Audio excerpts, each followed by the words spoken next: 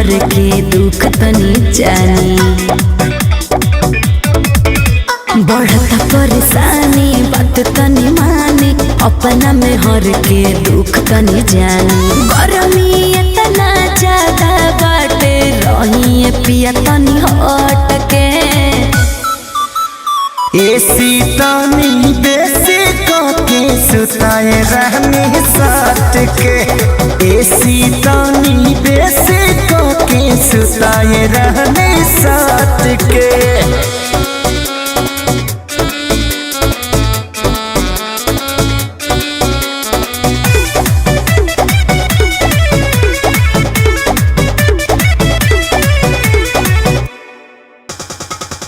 रोज के न ले ले बानी ठिकाए राजा जी, तनी को न भावे तरीकाए राजा जी।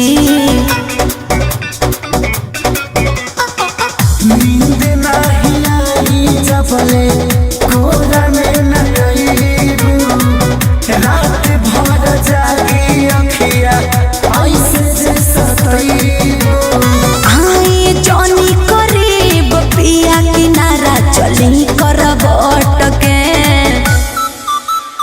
एसी तनी बेसी के सुताए रहनी साथ के। एसी तनी बेसी के सुताए रहनी साथ के।